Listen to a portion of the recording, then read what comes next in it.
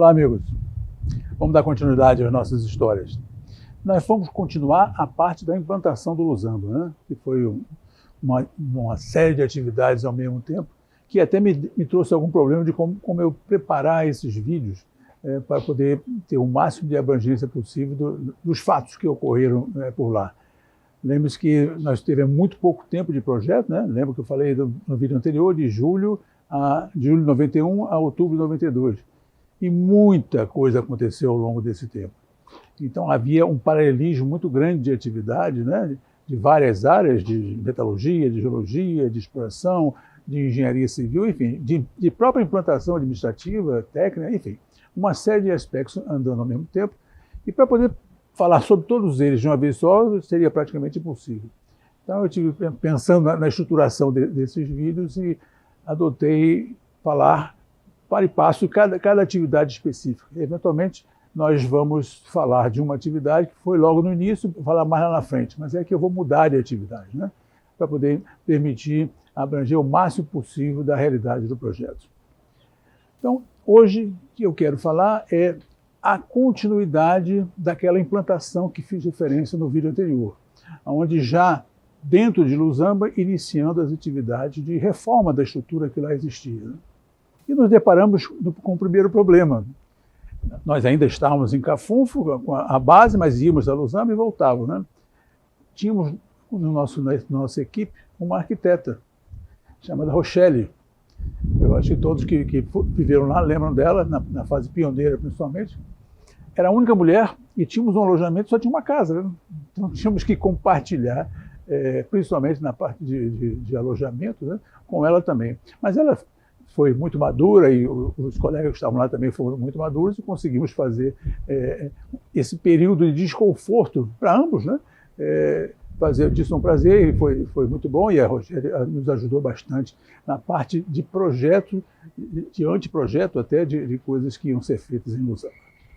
O responsável por essa área era o engenheiro Dejian Cruz, e que foi fundamental nesse processo de implantação e de estruturação da base Luzamba que ia ser criada. Segundo problema que que identificamos,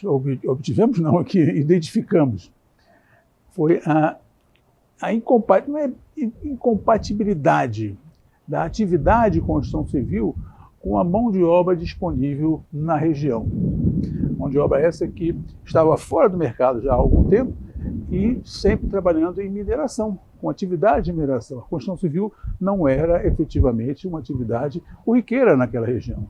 Então, trabalhar, principalmente nos profissionais de carpintaria, de pedreiro, de armação, coisas inerentes à construção civil, era muito difícil, porque não havia o hábito, não havia a experiência desses colaboradores.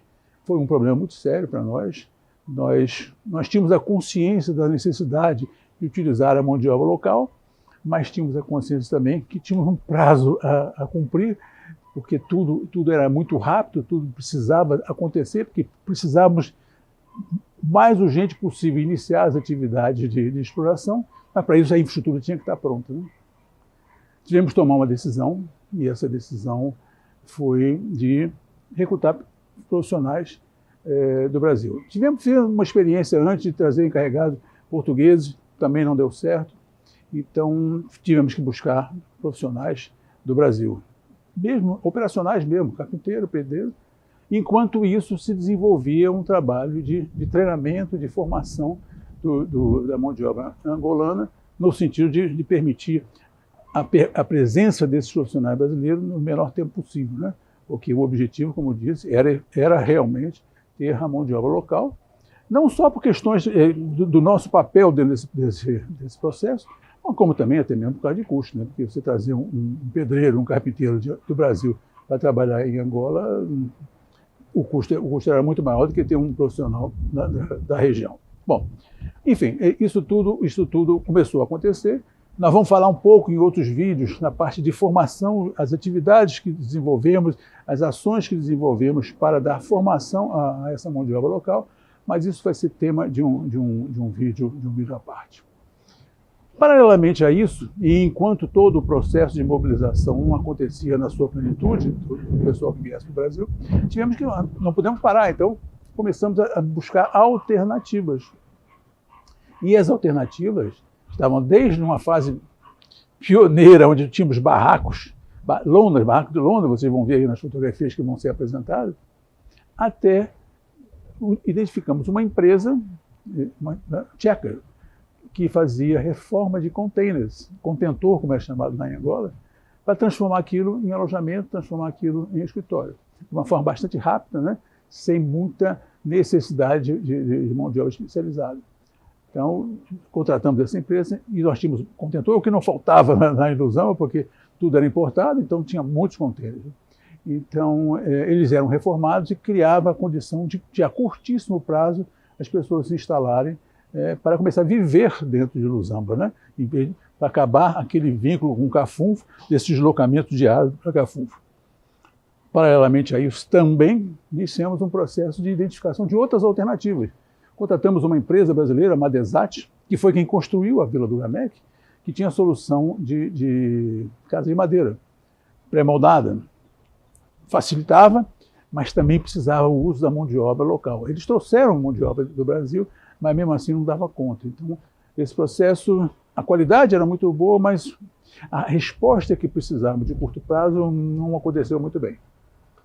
Partimos para outra solução rapidamente, que foi as caravans, ou seja, os trailers de camping.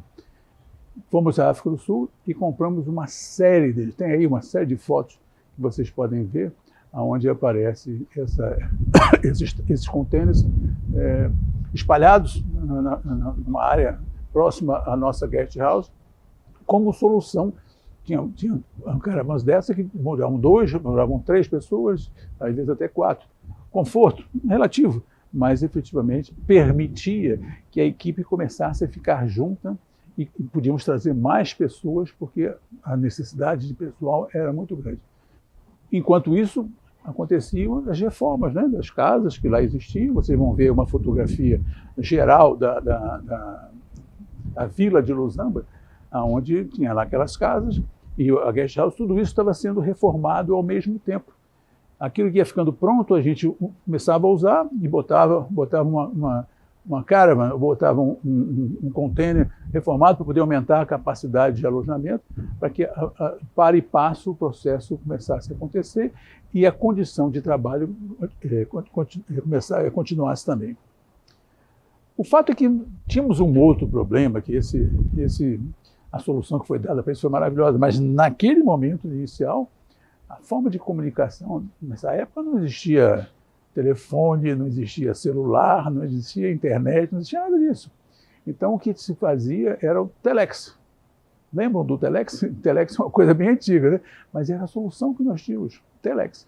Então toda a comunicação com a base em Luanda, que nós tínhamos uma base já montada em Luanda, era através do telex. E isso durou um bom tempo, né? Rádio amador, depois aquele rádiozinho, uma comunicação interna entre nós, né, de walk-talk, era essa a maneira de nós trabalharmos. Em Luanda, também estávamos desenvolvendo o aumento da condição de trabalho, não só de escritório, parte logística, para suporte ao projeto, mas até de alojamento, porque inicialmente, eu até fiz referência a isso em vídeos anteriores, a Vila do Gamec foi onde nós tivemos o primeiro suporte, né, de alojar os nossos colaboradores. Mas o projeto crescia de forma bastante rápida e o Gamec não tinha mais condições de nos alojar. Conseguimos uma área próxima à Vila do Gamec e essa área nós estruturamos, né, com trailers parecidos com aqueles que nós levamos para Ilusamba, só que maiores e às vezes com 2, 3 quartos, e que acabou, numa brincadeira, ficou sendo chamado de Vila da Xuxa. A engenheira responsável por construir, por criar essa infraestrutura com todas as armas da Vila da Xuxa, foi a engenheira Sônia Caú, que fez um trabalho belíssimo. Estão aí as fotos da Vila da Xuxa. A Vila da Xuxa era um lugar muito agradável de estar, e toda a equipe de Luanda na sua quase totalidade, ficava na Vila da Xuxa alojada, ou o pessoal que vinha em trânsito, às vezes, quando tinha lugar na Vila da Xuxa, ficavam lá, às vezes para viajar de volta para o Brasil, ou fazer algum trabalho dentro do ano, ou então ia para os hotéis, os poucos hotéis disponíveis que existiam naquela época em Luanda. Isso foi uma situação muito complicada, porque hotel na época era muito difícil. Além de ser caro, era muito difícil de se encontrar. Hoje não, hoje Luanda é muito bem servida de hotéis, mas naquela época era algo quase que impossível de se encontrar uma vaga em hotel.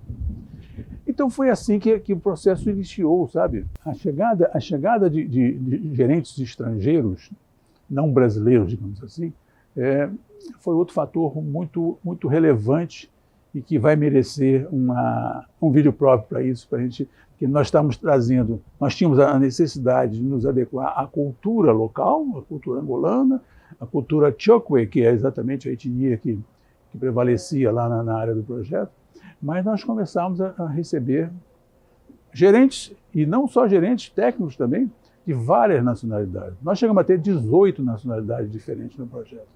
Cada um com sua cultura, cada um com seu referencial, cada um com a sua forma de ver a vida, cada um com a sua forma de ver o trabalho. Então isso foi algo também que foi muito relevante e a gente vai precisar falar um pouco sobre isso para que possam ter ideia do nível do desafio, que tivemos para poder arrancar o projeto, apesar de todas essas particularidades, que não eram coisas corriqueiras, né? Não é todo projeto que você tem esse tipo de dificuldades. Então essa fase de implantação, ela já identificava que, pela demanda que tínhamos, pelo nível de resposta que tínhamos, não só de Luanda como do Brasil, que nós íamos precisar ampliar o nosso horizonte, ou seja, ampliar a nossa fonte de suprimentos. E eu já até disse isso uma vez, quando estávamos elaborando o estudo de viabilidade, e realmente acabou se concretizando, que o mercado sul-africano e o mercado europeu eram dois mercados que necessariamente teriam que acontecer. Aconteceram, mas isso vamos falar em vídeos a seguir. Meus amigos, essa fase inicial, em que o Dejian Cruz sofreu muito com essa fase de implantação, essa fase de necessidade de adaptação, de utilização da mão de obra local, da busca de novas alternativas, de soluções que pudessem realmente manter o nível da velocidade necessária à criação da infraestrutura. Tudo isso foram vivenciadas e muito bem vivenciadas e muito bem geridas pelo nosso amigo Dejian e sua equipe. Vou ficar por aqui. No próximo vídeo nós vamos falar um pouco já sobre as questões de formação de pessoal para permitir essa tal substituição que fiz referência. Se gostaram do vídeo, não esqueçam de dar um likezinho. Se não se inscreveram, por favor, façam. Muito obrigado e até a próxima.